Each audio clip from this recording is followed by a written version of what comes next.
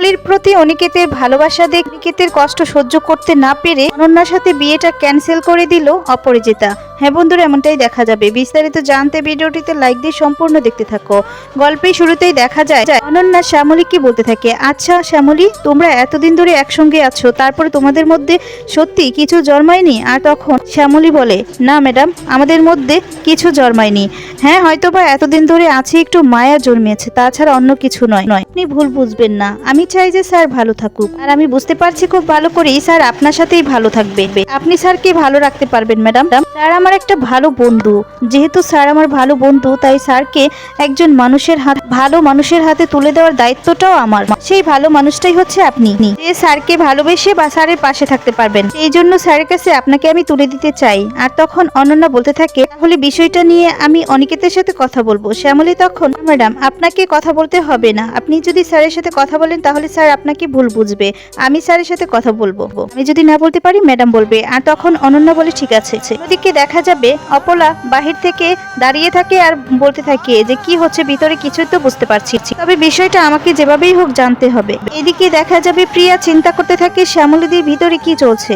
তখনই মন্দার চলে আসে। মন্দার এসে বলতে থাকে, কি হচ্ছে কিছুই বুঝতে পারছি না, শ্যামলী কোথায় গেল? তখনই প্রিয়া বলে, মানে? এরপর বলে, শ্যামলী আমাকে বলেছে কোথায় যেন কাজে গেছে। প্রিয়া তখন বলে, শ্যামলীদি কোথায় কাজে গেল? শ্যামলীদি তো বাড়িতেই। আর তখন মন্দারের কথা শুনে অবাক হয়ে যায়। মন্দার তখন বলে, কি বলছো কি প্রিয়া দিদি, মানে শ্যামলী বাড়িতে? ও তো বললো আমাকে একটা কাজে যাচ্ছে, কোথায় আছে? আর তখন প্রিয়া বলে, ওই তো ঘরে, চলো। এই বলে মন্দার আর প্রিয়া শ্যামলীর কাছে চলে যায়। এদিকে অপলা বলতে থাকে যে কিছু তো একটা হচ্ছে, না হলে এত লুকোচুরি কিসের?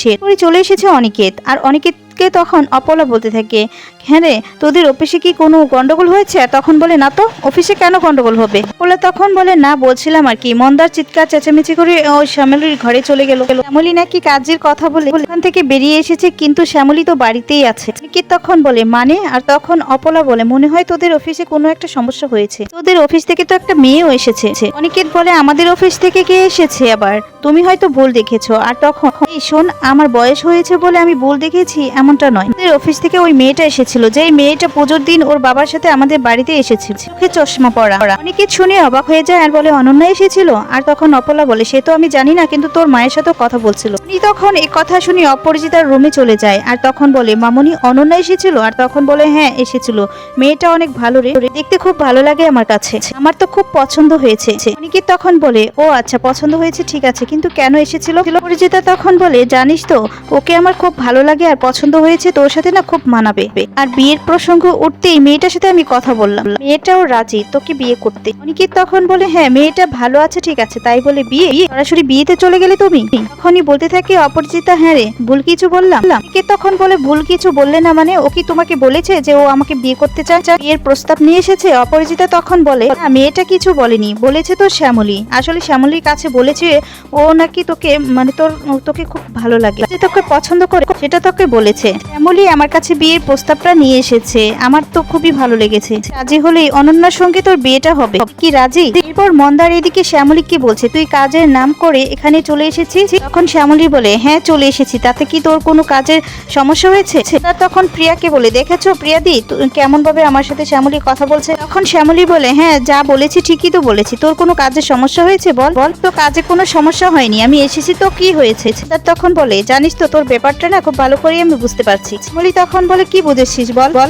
তখন বলে, তুই অনিকেত দাকে ডিভোর্সটা দিতে চাস না, সেটা আমি খুব ভালো করে বুঝতে পারছি, এটা কাটানোর জন্য দূরে দূরে থাকছিস। শ্যামলী তখন বলে, শোন, বাজে কথা একদমই বলবি না, আমি যদি স্যারকে ডিভোর্সটা না দিতাম তাহলে কি স্যারকে আমি আবার নতুন করে বিয়ে দেওয়ার জন্য রেডি করতাম? আর তখন এই কথা শুনে প্রিয়া আর মন্দার অবাক হয়ে যায়। প্রিয়া তখন বলে, কি বলছিস তুই শ্যামলী দি? আর তখন বলে, না না কিছু না, ভুল শুনেছিস। আর তখনই মন্দার বলে, ভুল শুনেছি? তুই আবার অনিকেতদার বিয়ে ঠিক করছিস তো কার সঙ্গে? এরপর দেখা যাবে শ্যামলী মন্দার আর প্রিয়াকে সবকিছু খুলে বলে। তখন বলে, না এটা আমি কিছুতেই হতে দেব না, এক্ষুনি আমি সবটা গিয়ে অনন্যা ম্যাডামের সাথে খুলে বলবো, অনন্যা ম্যাডামের সাথে কথা বলবো আমি। এই বলে যেতে লাগলে তখনই শ্যামলী বলতে থাকে, এই তুই কোথায় যাচ্ছিস? তুই অনন্যা ম্যাডামকে কি বলবি? এটা আমি ঠিক করেছি, তুই যা বলার আমাকে বলবি, তুই অনন্যা ম্যাডামকে কি বলবি? তখনই দেখা যাবে সেখানে অনিকেত চলে আসে। আর অনিকেতকে দেখে সবাই অবাক হয়ে যায়। তখন অনিকেতকে বলে, অনিকেত দা দেখুন তো শ্যামলী কি একটা অবস্থা শুরু করেছে, কে একটু বুঝান তো। আর তখনই মন্দার দাঁড়িয়ে থাকে। এরপর অনিকেত বলে, মন্দার, আমি শ্যামলীর সাথে একটু একা কথা বলতে চাই, আমরা এখন যাও। আর তখন প্রিয়া বলে যে, হ্যাঁ দাদা দাদাভাই, তোদের মধ্যে আমারও মনে হচ্ছে একটু কথা বলে সবকিছু মিটিয়ে নেওয়াটাই ভালো হবে। এই বলে দুজনেই চলে যায়।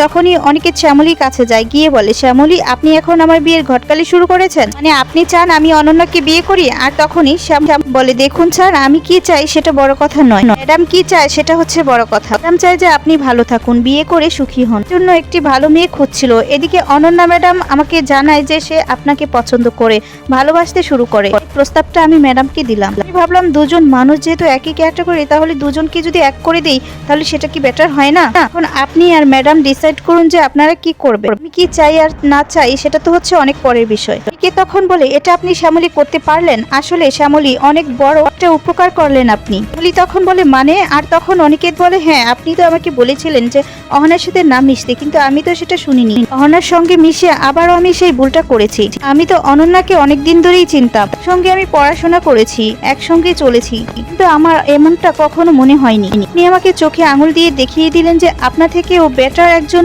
মেয়ে হচ্ছে অনন্যা। অনন্যা অনেক বেটার আপনার থেকেও। আচ্ছা শ্যামলী, আপনি কি আমার সবকিছুর দায়িত্ব নিয়ে নিয়েছেন? আপনি কি আমার গার্জিয়ান? আপনি যা ডিসাইড করবেন আমাকে তাই করতে হবে? শ্যামলী তখন বলে, দেখুন স্যার, আমি তো আপনার একজন ভালো বন্ধু, আর বন্ধু হিসেবে এতটুকু দায়িত্ব তো পালন করতেই পারি। অনিকেত তখন রেগে যায়, রেগে গিয়ে বলতে থাকি, বন্ধু মাই ফুট, আপনি আমার লাইফের ডিসিশন নেন, এটা আমি চাই না। ঠিক আছে, আপনি চান তো আমি অনন্যাকে বিয়ে করি? হ্যাঁ, সেটাই করব, এমনটাই আমি করব। এই বলে রেগে অনিকেত ওখান থেকে চলে যায়। এদিকে তখন শ্যামলী কষ্ট পেতে থাকে আর মনে মনে বলতে থাকে, এত সহজে মেনে নিলেন স্যার? আমি ঠিকই ভেবেছি, আমি আপনার লাইফটা গুছিয়ে দিতে চাই, আপনি ভালো থাকুন, সুখে থাকুন, এটাই আমি চাই। আপনি তো আমাকে ভালোবাসেন না, আপনি যদি আমাকে ভালোবাসতেন তাহলে আমি কথা বলার সাথে সাথেই আপনি কিছুতেই রাজি হতেন না। আপনি তো আমাকে একবার সরি বলেছেন, একবার, শুধুমাত্র বলা লাগে তার জন্যই বলেছে, তাছাড়া আর কিছু না। আপনি যদি আমাকে ভালোবাসতেন এমনটা করতেই পারতেন না। এই বলে শ্যামলী কষ্ট পেতে থাকে। অন্যদিকে দেখা যাবে অনিকেত ঘরে গিয়ে ড্রিঙ্কস খেতে থাকে, আর তখন শ্যামলী আর অপরাজিতার কথাগুলোই ভাবতে থাকে। ওদের কথাগুলো ভেবে ভেবে কষ্ট পেতে থাকে অনিকেত। এরপর যখন অনিকেত আবারও ড্রিঙ্কস করতে যায়, ঠিক তখনই শ্যামলী এসে হাতটা ধরে ফেলবে। চুপ কেন করছেন স্যার, কেন? আর তখনই অনিকেত রেগে যায়, রেগে গিয়ে বলতে থাকে, আপনি কে? কে আপনি?